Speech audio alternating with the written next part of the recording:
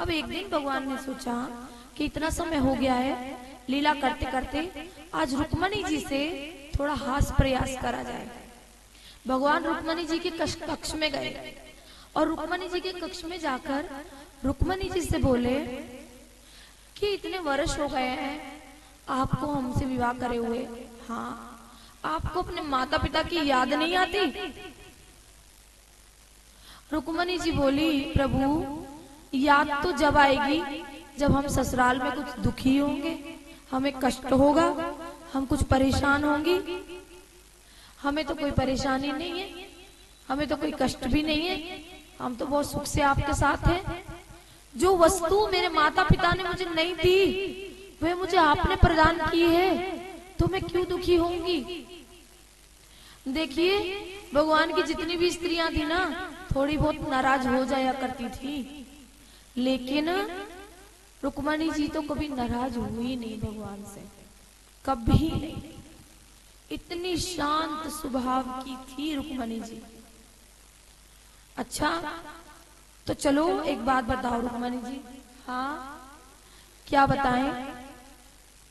बोली कि ये बताइए, जब से आप हमारे घर आई हैं हम चोर हैं, आपको मालूम था, हमने चोरी करी है, हम रण छोड़ हैं, हम रण को छोड़ के भागे थे। अच्छा तो हम आपने फिर भी हमसे विवाह कर लिया। अरे हमारे तो कोई कुल खानदान का भी पता नहीं है। रुक्मणी जी सोच में पड़ गई, आज प्रभु मुझसे ऐसी बातें क्यों कर रहे हैं? क्या अपराध मुझसे बन गया कि मेरे प्रभु मुझसे ऐसी बातें कर रहे हैं? रुक्मणी जी सुनती रही। बोला, हमारे कोई कुल का पता नहीं है, हमारे कोई वंश का पता नहीं है, किसी के एक माँ बाप होते हैं, हमारे दो दो माँ बाप हैं। अच्छा हाँ, और सोच रुक्मणी जी, आपने मुझसे शादी क्या सोच के कर ली?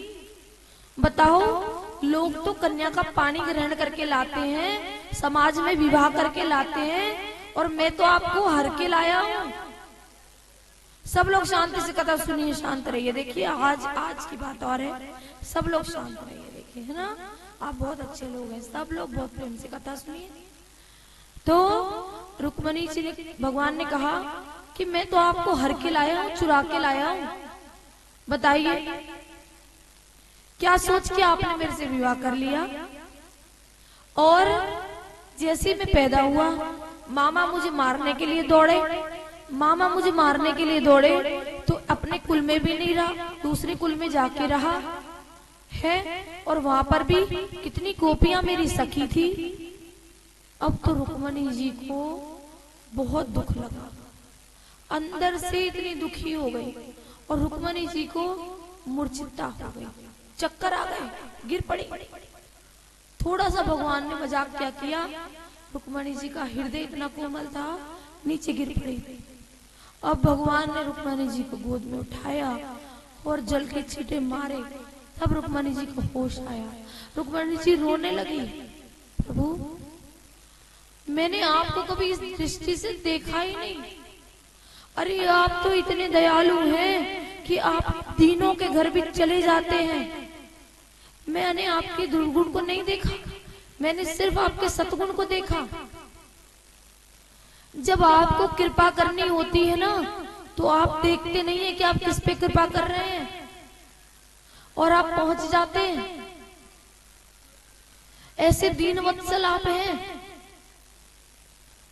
क्या करते थे? भील कभी नहाते भी नहीं थे।